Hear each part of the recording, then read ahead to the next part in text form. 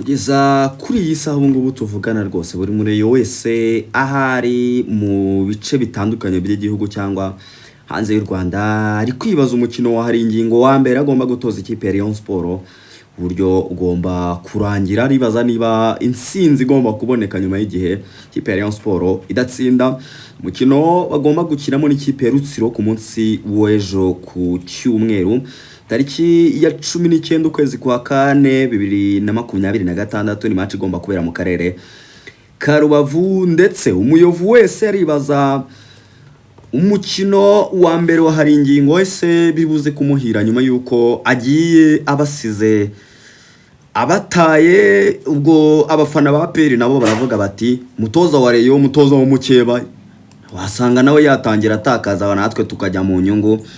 Ibyo byose nibyo nje ngo tuganire nyuma yuko turebye imyitozo ya nyuma y'ikipe ya Rayon Sport yitegura uyu mukino muri stade aho bagomba gukinira umukino nyine 11 bagomba kubanzamo ku ruhande rw'ikipe ya Rayon Sport bakina n'ikipe ya Rutsiro nibo nkuzaniye aka kanya kugira ngo ubumve neza rero kanda subscribe kanda like kanda share ndetse na comment kuri iki kiganiro kugira ngo ujye ubona n'ibindi biganiro bigiye bitandukanye The Quick Time zigenda kugezaho. Nge nitwa Pasi Govinda nguhaye ikaze cyane. 11 bagomba kubanzamo tubabonye nyuma yuko hari asojwe imyitozo ya nyuma n'imyitozo yitabiriwe n'abakinnyi bose usibye uvandimwe witwa Ntarindwa Aimable udahari rwose kuri uyu mukino niwe mukinnyi ikipe ya Rayon Sport idafite muri rusange. Abandi bakinnyi bose baragarutse yaba Abedi Bigirimana wari waragize ikibazo cy'imvune ndetse bikanatuma atitabira ubutumire bwe mu ikipe y'u Burundi yaragarutse yakoze imyitozo yose y'iki cyumweru.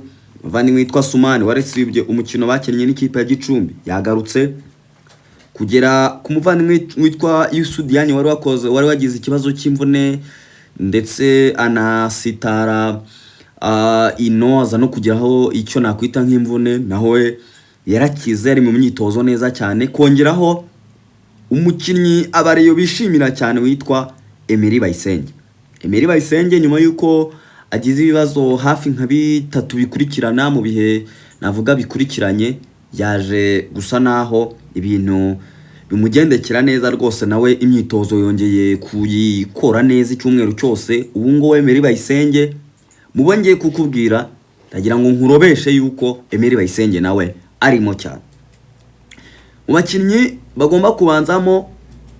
Urabanza umenye yuko mu bakinnyi bakinnye umukino wa Gicumbi bongeye no kurekipera muri squad umuvandimwe w'umukongomani witwa Yannick Bangara Litombo wongeye kugaruka nyuma yo kugira ikibazo mu muryango bigatuma asaba uruhushya hafi icyumweru cyose adakora imyitozo nawe yongeye kugaruka. Ubwo rero abakinnyi 11 bagiye kuba babanzamo ku mpande zombi ku ruhande rw'ikipe ya Rayon Sport ubwo bazaba bakina n'ikipe ya Rutsiro. Ndagira ngo ntangire nkubwira yuko mwizamu rya Rayon Sport nta gihinduka. Abareyo barababeshye ngo APR ngura mushaka ariko ntawe ishaka barabeshye ntaho kwizera azajya kwizera agomba kuba ari mwizamu ry'ikipe ya Rayon Sport ku mukino Rayon Sport igomba gukina n'ikipe ya Rutsiro Football Club. Ikipe ya Rutsiro bazangakina hano mwitonde cyane mwitonde kuko iyi Rutsiro yakiriye APR hariya kuri stade Umuganda uko byarangiye murabizi yarangijwe n'imanza. Rero abareyo nta mpamvu yo kugira icyo nakwita nka confidence kubera yuko mugiye gukina n'ikipe nyine nayo ifite uburyo nayo yateguye ibintu byayo.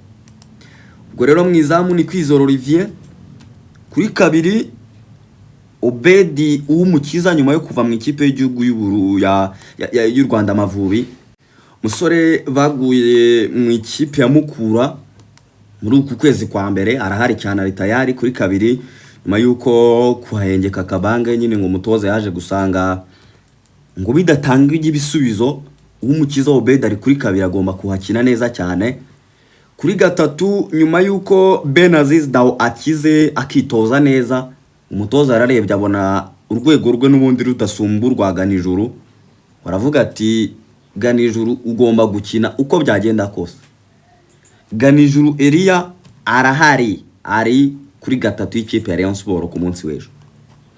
Nyuma ya Ganijuru kuri gatatu muri axe centrale, nyuma yuko bamaze iminsi bakoreshamo myugariro witwa Ramazan Shimanga, muri iyi minsi yarari kujya kinana n'umuvandimwe witwa Chris Rushema, ariko nyuma yuko abakinnyi bose bakize bakagaruka, ubu ngubu umutoza Haringingo Francis Christian amahitamo ye yose ngo no umuvandimwe witwa Emery Bayisenge. Nyuma yuko akize, umutoza rwose imyitozo uko yayikoresheje ndetse n'ibyo yabasabaga ngo yabonye yujuje ibisabwa byose. Ubwo rero no kuvuga ngo Yannick Bangara ujya wipima muri axe central, ba Yusudian bose na amahitamo ya kabiri kuri Emery Bayisenge. Ubwo axe central ya Rayon Sport ni Emery Bayisenge ndetse n'umuvandimwe witwa Ramazan Chimanga Chirembi. Mediane uribaza ngo nindi? Hari amahitamo menshi yo gukoresha Richard, hari yo gukoresha uwo Yannick Bangara kuba bamukoresha kuri gatandatu, kuba bakurura bakaba bazanamo muvandimwe witwa Aimable Ntarindwa, ariko twamaze kubona ko afite ikibazo. Amahitamo ahari ni ugukoresha trio magique, trio Bujumbura, abarundi batatu bayobowe na Richard Ndayishimiye ari kumwe na mugenzi we witwa Abed Bigirimana. Kuri nomero 10 hakinaho Tambwe Ngongo Gurwara. Abo batatu, abo barundi batatu, Richard gatandatu, umunani Abedi, 10 Tambwe. Uruhande rumwe umutoza Haringingo rwose ngo yabyirebeye neza, ngo abona rugomba kunyuraho Azizi Basane kuranya kugira ngo bashake ibitego. Azizi Basane rwose ngo umwanya we arawufite. Urundi ruhande niba mubyibuka, uyu muvandimwe witwa Sumani Ndikumana aza mu Rwanda bwa mbere ntago yaraje muri Rayon Sport, yaraje muri Kiyovu. Uwari wamuzanye rero n'uyu n'ubundi uri gutoza Rayon Sport witwa Haringingo Francis Christian. Rwose ngo ni lazima Asumani Ndikumana rutayizamu w'umurundi uhamagaye no mu ikipe y'igihugu y'u Burundi agomba kunyura ku ruhande rw'iburyo rwa Rayon Sport. Ubwo umunsi w'ejo nyine ubwo bazaba bakina n'ikipe ya Rusiro, ku 9 hakaba hari umwatako wa Rayon Sport, umwatako w'abareyo bamukunda cyane yitwa Mensie Faringanye agomba kuba ari hariya imbere cyane ku ikipe ya Rayon Sport bashaka ibitego mu izamu ry'ikipe ya Rutsiro. Ubwo rero Rutsiro muzakina rero umva ibyo nayo ugomba kuyimenya. Iyi Rutsiro Football Club baravuga bati tugomba gufungana umuntu umwuka, bati nta yindi match ahubwo dukeneye gutsinda usibye. Kirango hari na interview zatangiye kugenda zisohoka, vandimwe trezori w'ikipe ya Rutsiro ati kudatsinda reyo, ati abakinnyi nuko batumiza bakaza kwisobanura ku mpamvu batayitsinze. Niba iyi Rutsiro yaratsinze El Hilal igakura inota ku ikipe ya APR, nta mpamvu ihari yumvikana yo kudatsinda ikipe ya Rayon Sport. None ndibaza wowe mureyo uri mu majyepfo, uri mu majyaruguru, burasirazuba, uri burengerazuba, uri mu majyaruguru, uri i Kigali, uri hanze y'u Rwanda, uri muri diaspora, wowe urabona ikipe ya Rutsiro ari yo kunyuraho byoroshye cyangwa biribuze kugorana? Biribuze kumbwira muri comment.